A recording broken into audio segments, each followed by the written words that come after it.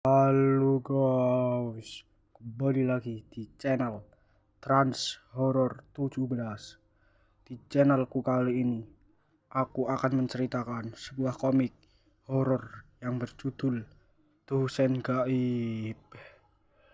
Oke guys, sebelum aku menceritakan komik horor yang berjudul Dosen Gaib, terlebih dahulu kalian untuk tekan tombol like, komen, subscribe, lonceng, dan komen. Langsung saja tanpa basa-basi lagi, kita mulai ke ceritanya. Bayu adalah seorang pemuda yang saat ini berstatus sebagai mahasiswa. Dia kuliah di sebuah perguruan tinggi di kota Yogyakarta. Hari ini dia berada di kampusnya dan hendak mengikuti kuliah. Saat di halaman kampusnya, Bayu bertemu dengan teman kelasnya yang bernama Rudi. Rudi adalah komting komandan tingkat atau ketua kelas. Bayu pun mengajak Rudi untuk masuk ke kelas kuliah bersama-sama. Hai Bayu, ayo kita masuk ke kelas.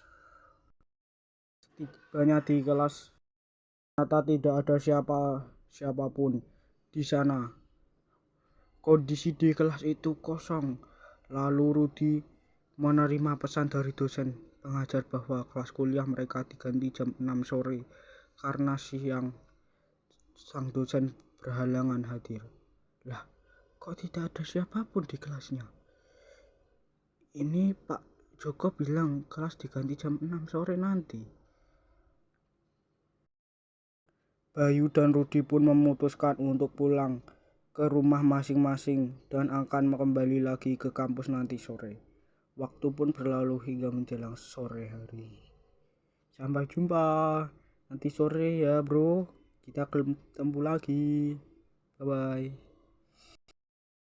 Sore ini kelas kuliah cukup ramai.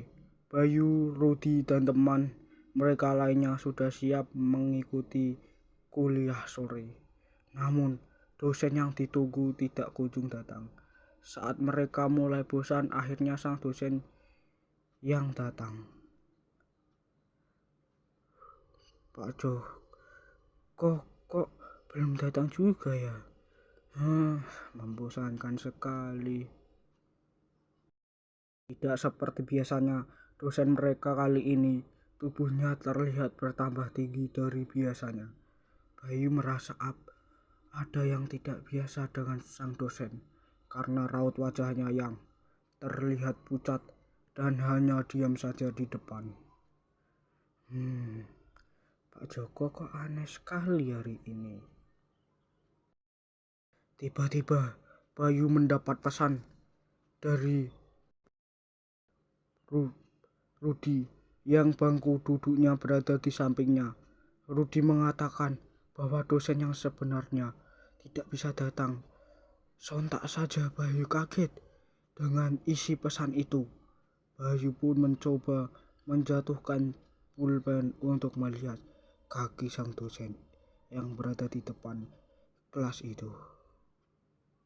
Rudi, bro, gawat, barusan dapat pesan dari Pak Joko. Beliau tidak bisa mengajar sore ini.